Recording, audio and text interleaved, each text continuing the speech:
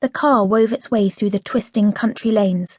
Miss Fox sat bolt upright in the front seat, barely blinking as the wheels bumped through ruts in the road. I fidgeted in the back, thinking it strange that she had chosen to sit up front with the driver. On a few occasions she turned around to give me a look, and I tried to avoid her eye. Eventually, she turned her angry gaze on the passing countryside instead, allowing me back into my own world. The trouble was that my world was filled with Scarlet. Everything we passed in the familiar landscape reminded me of her.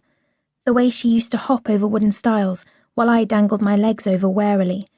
The way she used to pick the green leaves off the bushes and crush them into tiny pieces.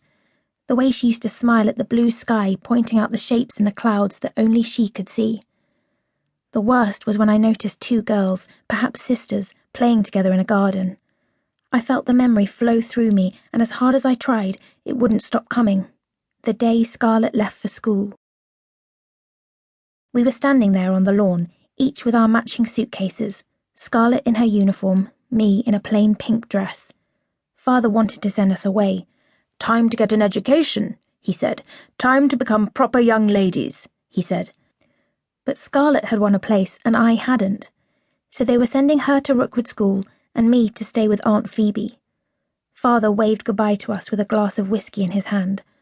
Our stepmother, wearing a pinafore and a grimace, dismissed us without even a second glance as she fussed over her sons, our stepbrothers. Maybe Aunt Phoebe was a better alternative to our parents, but she was strange and scatterbrained. You could never tell what she was thinking. There on the lawn with the suitcases, I knew what Scarlet was thinking. She wished that we were both going to the school, so she wouldn't have to go alone. I knew she was thinking that, because I was thinking it too. I started to cry, big, gulping, childish sobs. Scarlet took my hand. "Don't worry, Ivy Pie," she said bravely. "I'll write you a letter every week, and you'll write me one back. And when I finish school, I'll come and get you, and we'll run away together and become beautiful actresses or prima ballerinas, only we'll be even more famous because we're twins, and we can go to America, and everyone in the whole world will want to be our friend." I cried even harder, because it was ridiculous, and I would miss the ridiculous things that Scarlet came out with. Not only that, but because we both knew that I would never become famous and loved by everyone. That destiny could only be Scarlet's.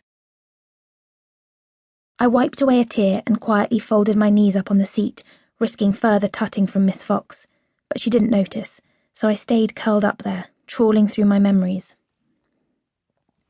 Scarlet making a fortress from blankets, protecting her dolls from the Viking hordes. That would be me. I wasn't much of a horde. Scarlet leaving trails of painted Easter eggs around our garden, making me find them with clues and riddles. Our stepbrothers always tried to smash them. Scarlet brushing her hair for 100 strokes before she would let me plait it. Scarlet hunched over her diary, scribbling away, her tongue poking out of the corner of her mouth. My sister always wrote in her diary.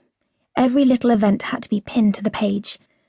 I never saw the point of it then, but she always said that if she didn't write down everything that happened, it would just disappear forever. There would be no one to remember. I told her that I would remember always, but she just laughed and took no notice. I started picking at the stitching of the seat nervously. There was no way that Scarlet would have been afraid in this situation. She would have taken it in her stride, asked all the questions I wanted answers to. But Ivy Grain never asked questions. Well, not difficult ones anyway. I always just did as I was told. "Stop that, child," Miss Fox hissed, "and sit properly." I looked up from my lap, but she had already turned away. Scarlet would have answered back. Scarlet would have drummed her feet on the seats. Scarlet would have ripped out every bit of that stupid stitching. I did as I was told. Soon the road widened and more houses slid into view. I saw a dark-haired man digging his garden, wiping the sweat from his brow with a handkerchief. His beard and strong features reminded me of Father, and I felt a sudden pang of guilt. I hadn't even spoken to him for months. He was working in London, I supposed. The economy was still reeling from the crash, and it had left him working all the hours he could. It wasn't as if I was